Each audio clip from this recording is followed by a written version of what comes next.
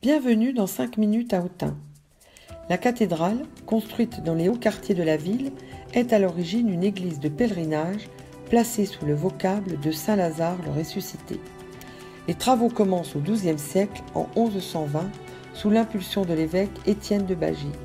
Ils s'achèvent 26 ans plus tard, en 1146, ce qui est très rapide pour l'époque.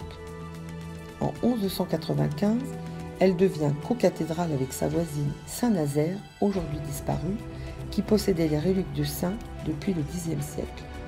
Les pèlerins vont affluer en grand nombre pour se recueillir sur le tombeau de Saint-Lazare, situé dans le chœur. Avec ses 6 mètres de haut, le mausolée est une véritable église dans l'église.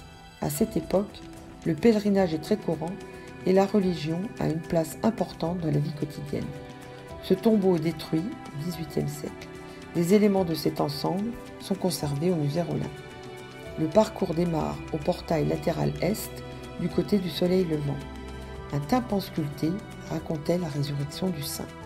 La sortie, par le portail nord, du côté de l'ombre, aboutit au tympan du jugement dernier, sculpté au XIIe siècle par Gislebertus, qui réalise aussi une grande partie des chapiteaux de la nef. Longue de 87 mètres, en forme de croix latine, son implantation est inhabituelle puisque le chœur est situé au sud. Son élévation intérieure est à 3 niveaux avec de grandes arcades, un faux triforium et des fenêtres hautes qui rappellent la galerie supérieure de la porte romaine d'Arroux ou l'architecture de l'abbaye de Cluny. Une frise de fleurs et des pilastres cannelés soulignent ces lignes horizontales et verticales. Elle va subir de nombreuses transformations au cours des siècles. La structure primitive, de style roman bourguignon, avec une voûte sous nef en berceau brisé, va être enrobée sous une coque gothique au XVe siècle. Grâce au mécénat du cardinal Jean Rolin, alors évêque d'Autun, et des grandes familles autunoises, des chapelles latérales sont peu à peu construites, ainsi que le chœur gothique et la flèche que l'on voit de loin, haute de 80 mètres. Bâti suite à l'incendie d'une partie de la toiture, c'est un modèle de stéréotomie qui est l'art de tailler et d'assembler la pierre sans charpente. Jean Rolin est le fils de Nicolas Rolin, célèbre chancelier du duc de Bourgogne Philippe le Bon.